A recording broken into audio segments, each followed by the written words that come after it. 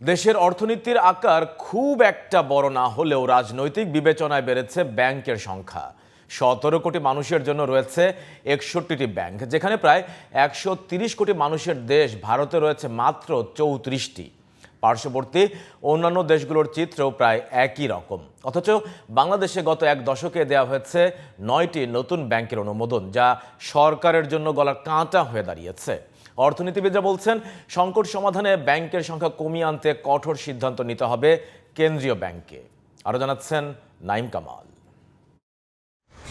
বাংলাদেশ পরিসংখ্যান ব্যুরোর সবশেষ জরিপের তথ্য মতে দেশে এখন জনসংখ্যা 17,47,00,000। 10 বছরের উপরের জনগোষ্ঠীর মধ্যে ব্যাংক হিসাব রয়েছে মাত্র 5.85%। নামমাত্র এসব অ্যাকাউন্ট পরিচালনা করছে 61টি ব্যাংক। ব্যাংকের এই সংখ্যা পার্শ্ববর্তী দেশগুলোর তুলনায় কয়েক গুণ বেশি।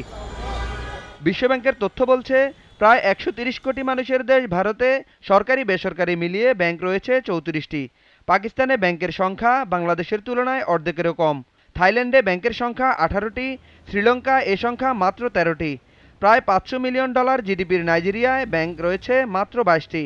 এছাড়া ফিলিপাইনে 17টি, মিশরে 39টি এবং দক্ষিণ কোরিয়ায় রয়েছে 19টি। নতুন ব্যাংকের প্রয়োজনীয়তা না থাকলেও 2013 সালে রাজনৈতিক বিবেচনায় 9টি ব্যাংকের অনুমোদন দেয় স্বৈরাচার হাসিনার আওয়ামী লীগ সরকার। রাজনৈতিক প্রভাব খাটিয়ে আবার লুটপাট আর অর্থ পাচারের মাধ্যমে ফেলে দেওয়া হয় নাজুক পরিস্থিতিতে। ফলে অস্থিরতা ছড়িয়ে পড়ে পুরো ব্যাংকিং খাতেই। এ থেকে উত্তরণে কঠোর সিদ্ধান্ত বাস্তবায়নের পরামর্শ এই অর্থনীতিবিদের। দুর্বল ব্যাংকগুলো আসলে প্রতিযোগিতায় নেই, বরং মার্কেটে ডিস্টোরশন ক্রিয়েট করছে। যেমন যে ইন্টারেস্ট রেট ভালো ব্যাংক 8%, 9% হারে দিবে, আপনাকে লোভ দেখাচ্ছে 12%, 14%। সেই লোভে কিন্তু অনেকেই ওই সব ব্যাংকে কিছু টাকা রাখে, কিন্তু উঠাতে গেলে আর পাচ্ছে না।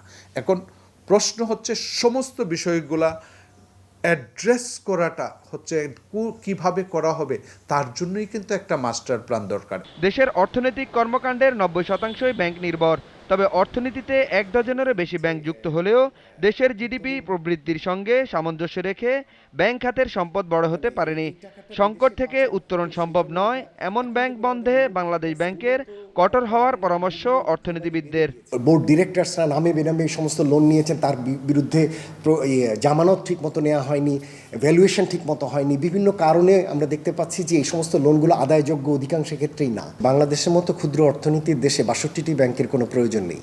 ইনফ্যাক্ট যে পরিস্থিতিতে দাঁড়িয়েছে তাতে কিছু ব্যাংক বন্ধ ছাড়া কোনো বিকল্প নেই। অর্থনীতির আকার বিবেচনায় দেশে কতগুলো ব্যাংক কার্যকর ভূমিকা রাখতে পারবে তা বিবেচনায় নিয়ে পদক্ষেপ নেওয়ার পরামর্শ বিশেষজ্ঞদের। Naim Kamal, GTV news, Dhaka.